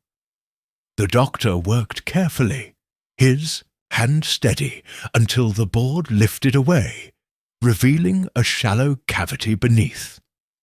Inside lay a small brass-bound folio etched with the Crawley crest. Lady Crawley pressed a gloved finger to its surface. "My husband's cipher," she whispered. I recognized the initials W.C. engraved on the lock plate. With a gentle twist, she opened the folio. Within, wrapped in vellum and tied with a ribbon of midnight blue, was the long-sought memorandum. Lady Crawley unfolded it, her eyes scanning each line with deliberate attention. The others watched in respectful silence. At last, she looked up, her expression a curious blend of wonder and sorrow. "It reads," she announced softly, "should I remarry or perish without issue, the principal assets of the Crawley Trust shall pass to the chosen guardian designated herein, Dr. Edwin Whitcomb." She raised her gaze to the doctor. "My husband entrusted you, dear friend, with the highest responsibility." Dr. Whitcomb bowed his head. "I accept this honour, Madam G." He replied, "Your happiness and the Trust's welfare have guided my every action." Hastings cleared his throat. "But might we press for clarity, madam? Would you truly wish the entire endowment managed by Dr. Whitcomb should fate decree so?" Lady Crawley considered. "My husband respected Edwin's judgment and compassion. Yet I must decide autonomously whether to remarry, or, God forbid, leave this life without heirs." She paused, voice firm. "I shall uphold my late husband's wishes, but I reserve the right to amend this clause in my own lifetime, should circumstances change." The gathering nodded, the weight of that declaration settling like dust in the air. I stepped forward. "Then let us record Lady Crawley's intent in a new codicil, reflecting both Lord Crawley's trust and Lady Crawley's future agency." I produced my notebook, and Hastings folded the memorandum into an envelope, sealing it once more. Edward fetched ink and parchment. Lady Crawley dipped her pen with composed determination. In the flickering lantern light, she penned the new codicil, confirming Dr. Whitcomb's guardianship as stipulated, while reserving her power to revise the clause upon remarriage or in the event of a chosen beneficiary. When she had finished, I guided her hand to sign and date the document. Hastings, as witness, added his name with a flourish. With the task complete, a sense of quiet triumph filled the room. The memorandum that had once threatened to unsettle her inheritance now lay fortified, its ambiguities resolved through clear communication and mutual respect. Lady Crawley closed the folio, tucking the new codicil alongside the original manuscripts. Dr. Whitcomb rose, emotion softening his features. "Madam, I am humbled." Lady Crawley smiled and extended her hand. "And I am grateful." Hastings clapped his gloves together, beaming. "A fine conclusion to a most extraordinary sequence of events," he declared. As we left the study and ascended to the gallery, I reflected that even the most carefully hidden secrets yield to candour and goodwill. Beneath Greystone Manor's vaulted ceilings, a final chapter had been inscribed, not upon parchment alone, but within hearts strengthened by honesty. And as the first primroses of spring began to bloom outside, I knew that Lady Crawley's legacy would flourish in both law and in life. Chapter 15. A future forged in Trust Spring had fully awakened Greystone Manor by the time the smoke from Lady Crawley's drawing-room hearth drifted lazily upward in delicate spirals. Outside, the garden paths were alive with primroses and bluebells, while hyacinths roused the air with their heady perfume. Inside, I sat opposite Lady Crawley as she reviewed the ledger for the Crawley Trust, her pen poised above the next entry. Inspector Hastings stood near the window, surveying the swaying branches beyond. "Madam," I began, setting down my teacup, "you have navigated waters more turbulent than the fiercest Thames tide. How do you find yourself this fine morning?" Lady Crawley smiled, her countenance both serene and resolute. "Monsieur Poirot," she replied, "I feel a weight lifted. The hidden memorandum secured, the codicils recorded, the trust's governance, established in both law and conscience. Yet, with every legal obstacle overcome, I have discovered a deeper responsibility to those whom the trust serves."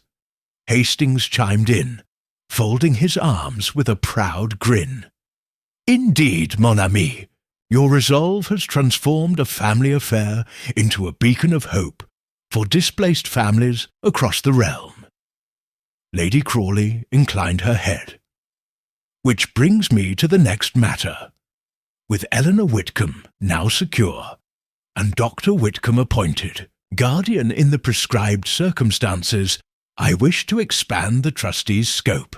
I intend to invite several of my closest confidants and community leaders to serve alongside Dr. Whitcomb, individuals of unimpeachable character who share our vision for compassion and accountability." I leaned forward, stroking my moustaches. "A sound and democratic approach, madame. A board of diverse minds will ensure the trust remains vibrant and true to its mission." She placed her pen upon the ledger and exhaled thoughtfully. "I have already drafted letters to Sir Reginald Pierce, the philanthropist, Mrs. Harriet Donnelly of the Belgrave Women's Guild, and Professor Ananda Roy of the London University School of Social Ethics. Their counsel would bring practical insight to our charitable endeavours." Hastings nodded approvingly. "Excellent choices, all known for integrity and dedication." He glanced at me. "And perhaps you, Poirot, might agree to serve as honorary adviser. Your methodical mind could guide the trust's future decisions." I smiled, honoured but modest. "Madam, it is not for me to hold authority in such matters, yet I will always offer counsel when sought. My gratitude lies in knowing that justice and benevolence will steer this enterprise." A gentle knock heralded the entrance of Edward, the butler. He presented a silver salver upon which rested 3 sealed envelopes, wax imprinted with the Crawley cipher. "Lady Crawley, the letters for your new trustees are prepared," he announced. Lady Crawley took the envelopes, her eyes bright. "Thank you, Edward. Please arrange for carriage delivery to Grosvenor Square, London first, then to Bath and Oxford." She turned to us. "Gentlemen, may I ask you to be present when the first trustees arrive for their inaugural meeting next week?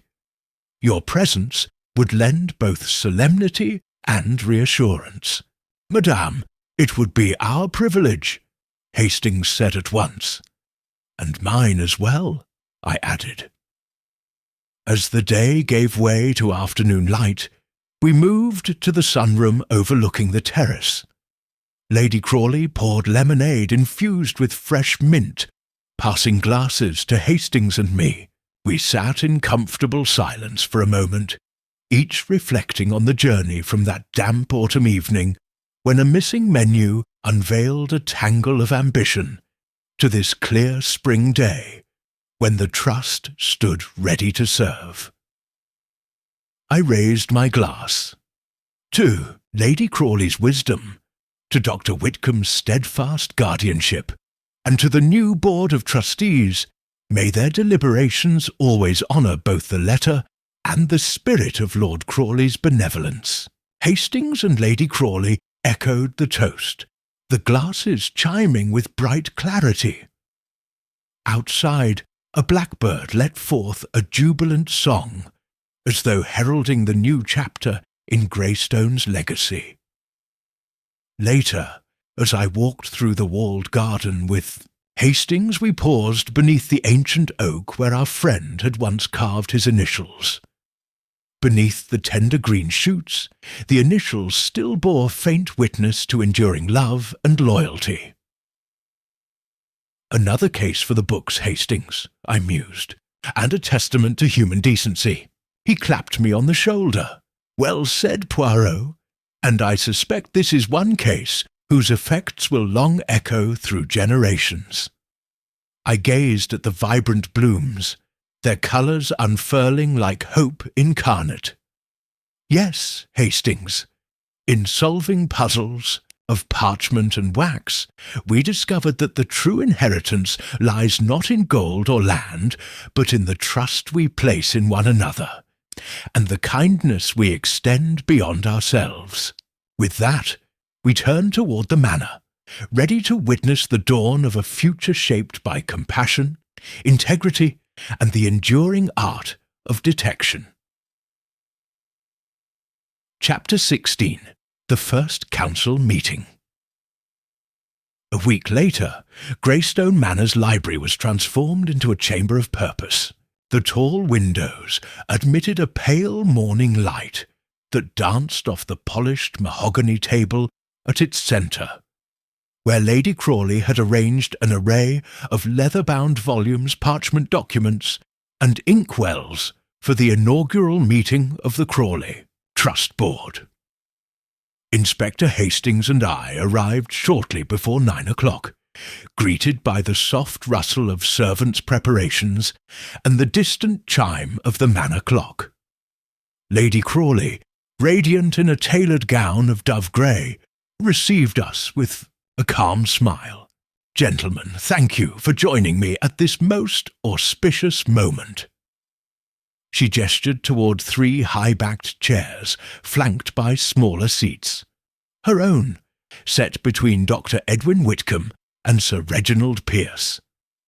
"Allow me to introduce our first trustees, Dr. Whitcomb, as guardian and scholarly overseer, Sir Reginald, whose philanthropy has uplifted many, and Mrs. Harriet Donnelly, champion of community welfare."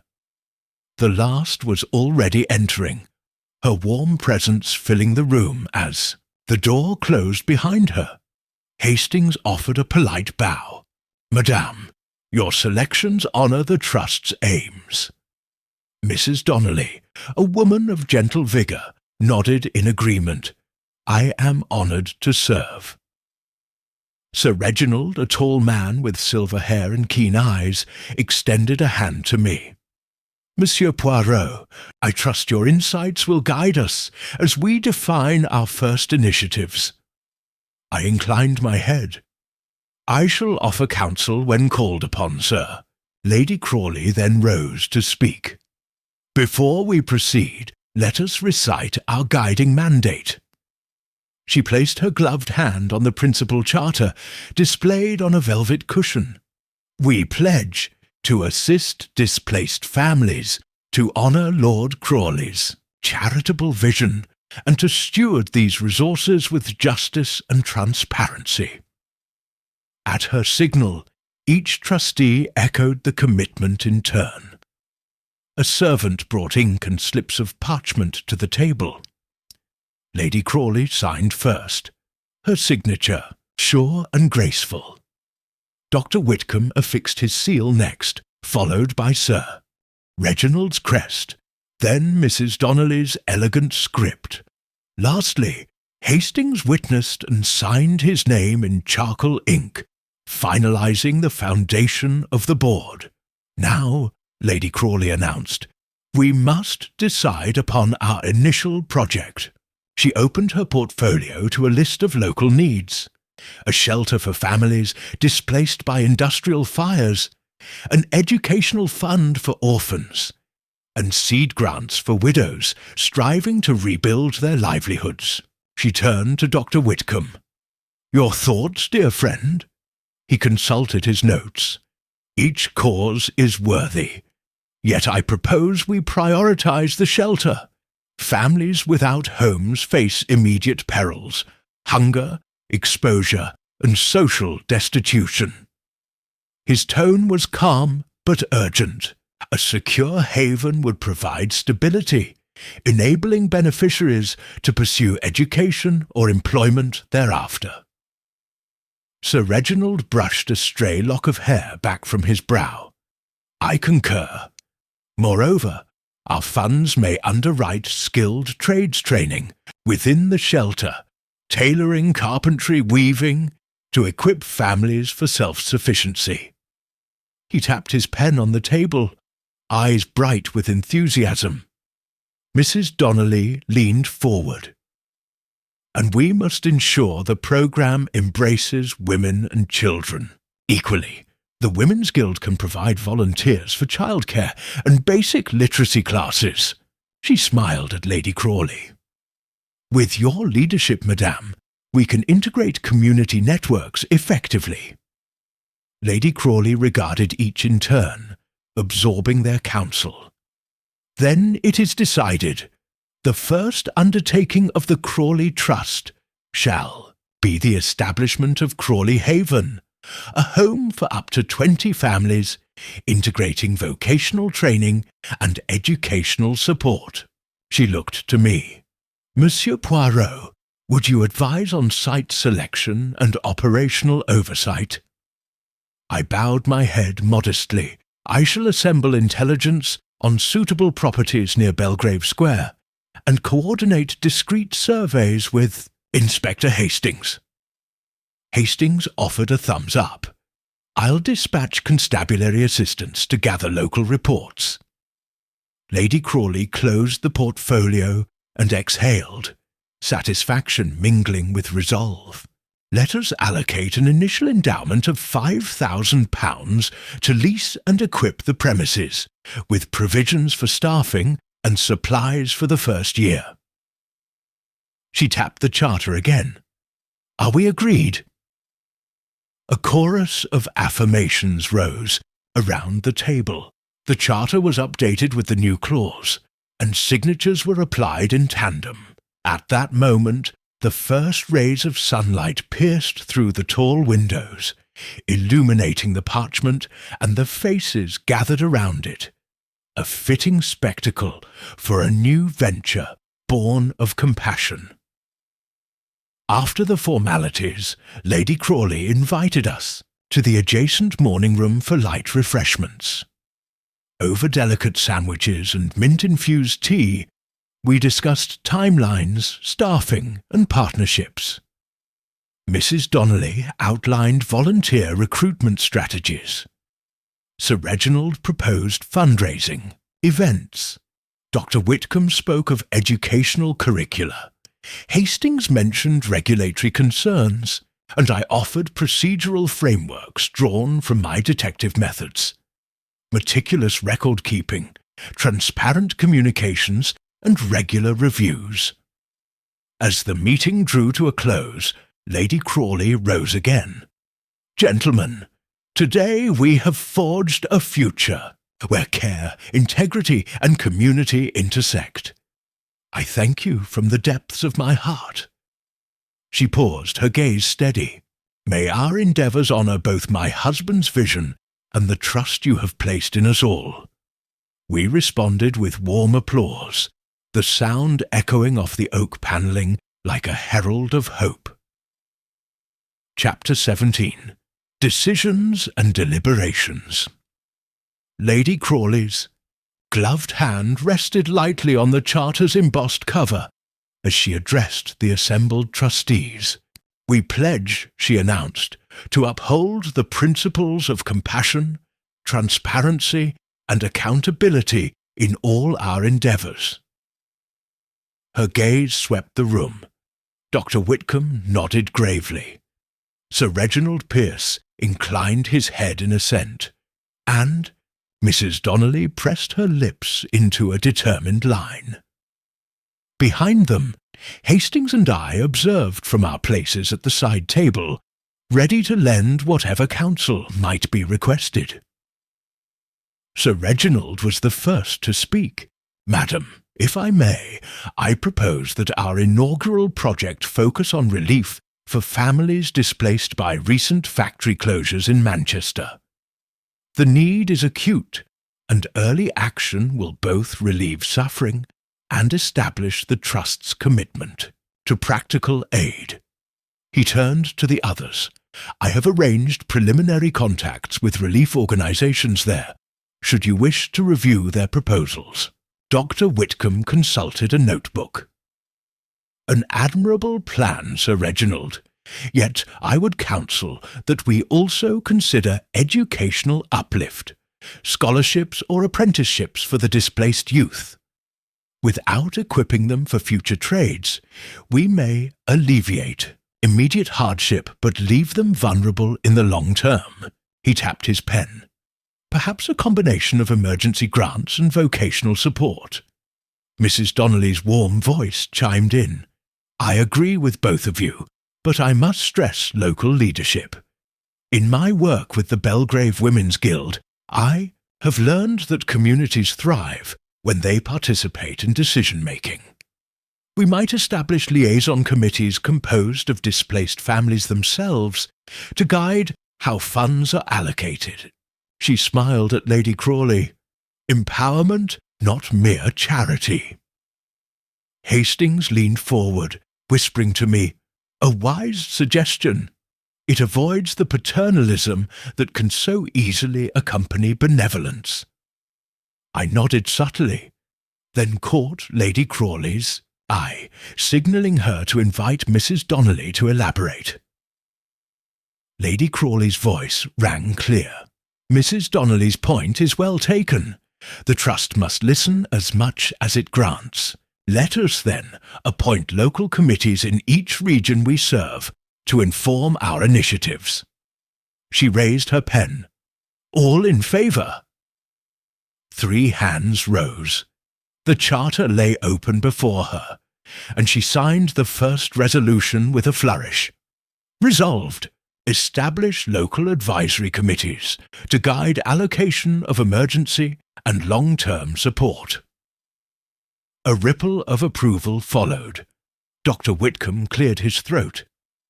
Madam, may I suggest that, once formed, these committees receive modest training in governance and finance? Even the most committed volunteer benefits from understanding the mechanics of grant oversight. He smiled. I could prepare a brief guide. Lady Crawley turned to me. Monsieur Poirot, you have observed much in both law and human nature. Might you advise on any further structures we should consider? I folded my hands. Madame, your trustees have already displayed judicious foresight. I would only add that regular audits, perhaps quarterly, be instituted not as a show of mistrust, but as a reaffirmation of your pledge to transparency. I tapped the table. Publication of summary reports will bolster public confidence and ensure accountability. She nodded. Excellent. We shall publish a quarterly summary, detailing disbursements and outcomes, to be made available in print and, if feasible, through local notice boards. She signalled the secretary to note it down. All in favour? A chorus of assent rose, and Mrs. Donnelly beamed. With those measures, the Trust will be both effective and respected. Sir Reginald consulted his notebook. Madam, if I may raise a logistical matter, our funds must be invested prudently to maintain capital while generating income. I propose forming an investment subcommittee to oversee our portfolio, with oversight from an independent financial advisor. He tapped a page. I have a contact at the London Stock Exchange who would be willing to advise pro bono. Very well, Lady Crawley agreed. We shall constitute an investment subcommittee.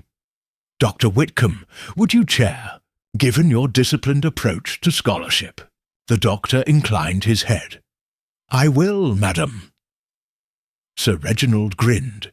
Then I shall serve as co-chair, bringing practical market insight. Hastings let out a low whistle. A formidable pair. Lady Crawley nodded, then glanced at her. Watch. We have accomplished much this morning. Before adjournment, we must address the budget allocations for our first quarter.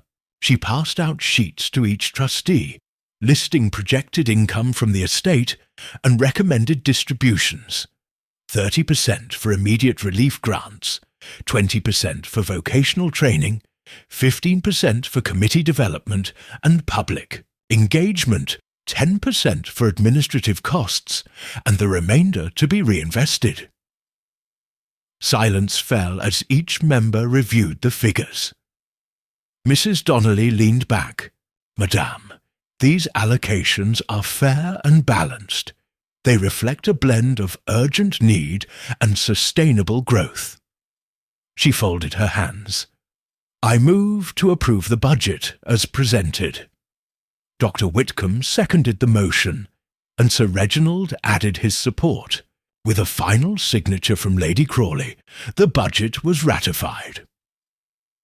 As the gathering dispersed, Lady Crawley rose, her posture both regal and relaxed.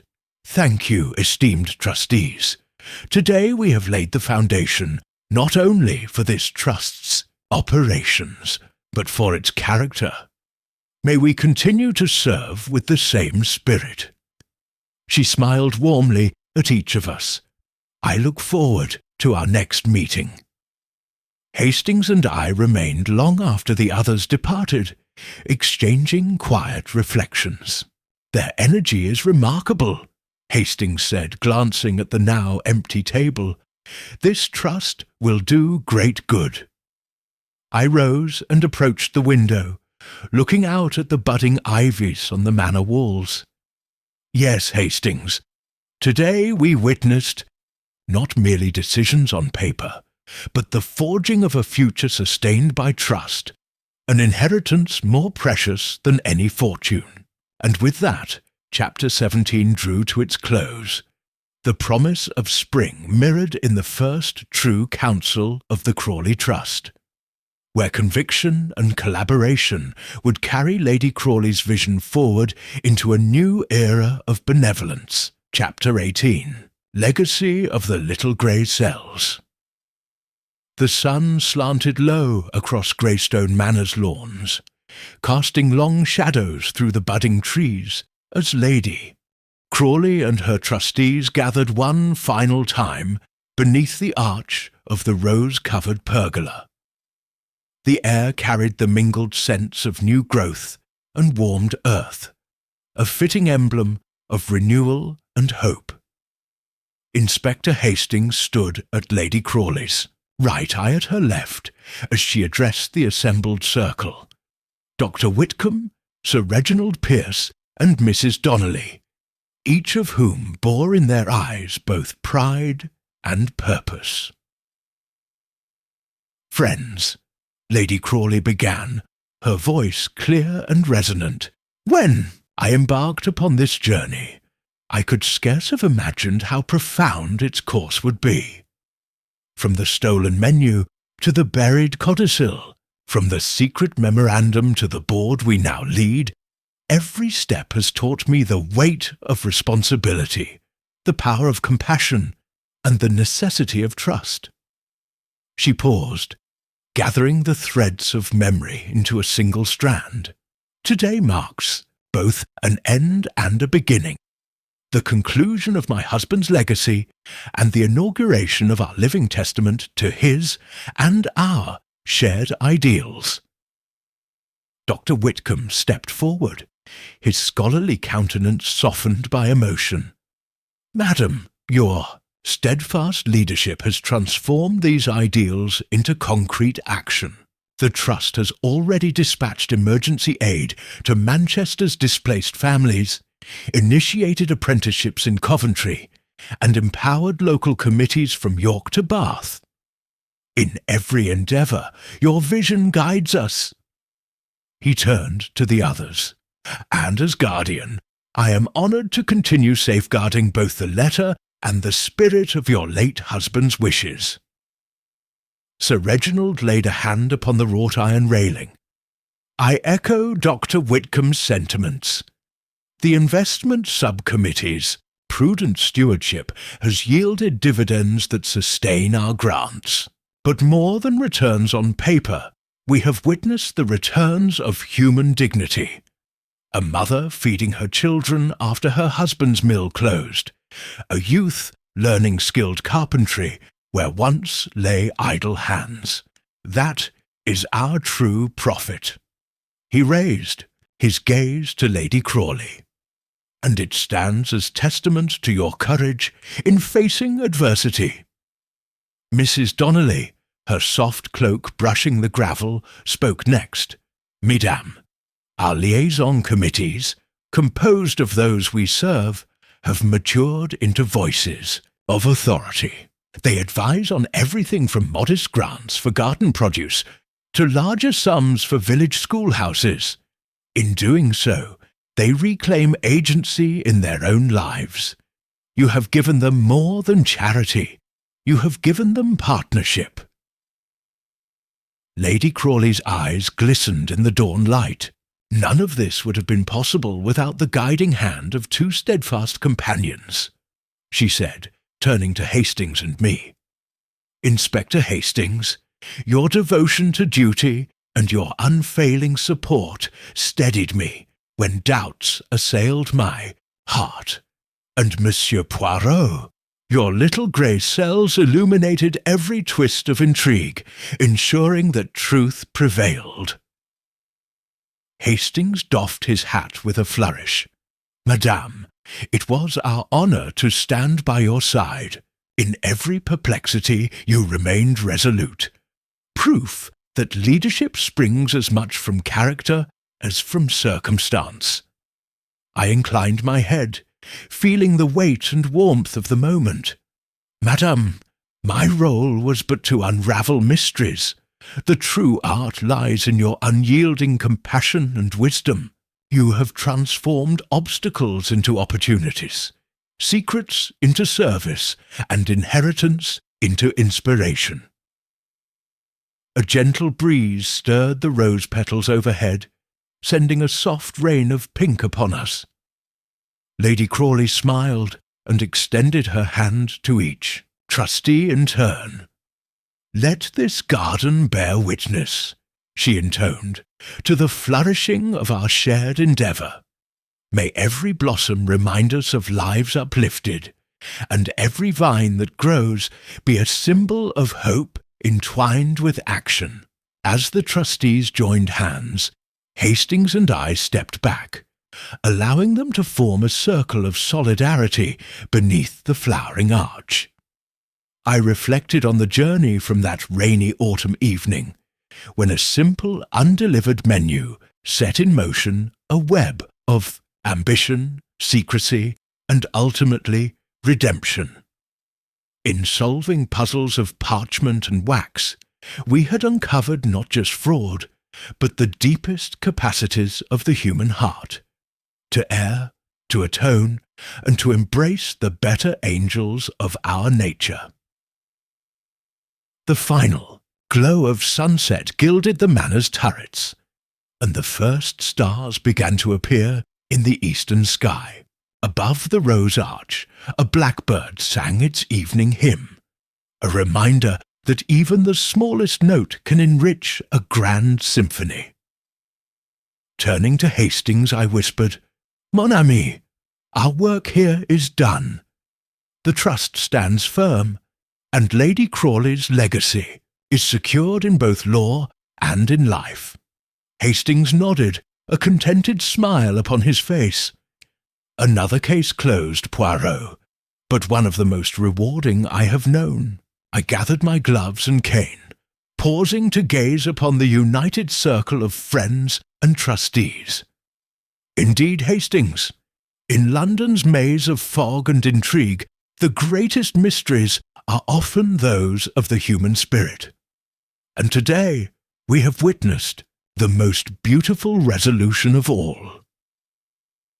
With the peace of fulfillment enveloping us, we left Greystone Manor behind, our silhouettes melting into the path of lantern light toward whatever new enigma awaited. For in the art of detection and in the art of living, we discover that every ending plants the seeds of a fresh beginning.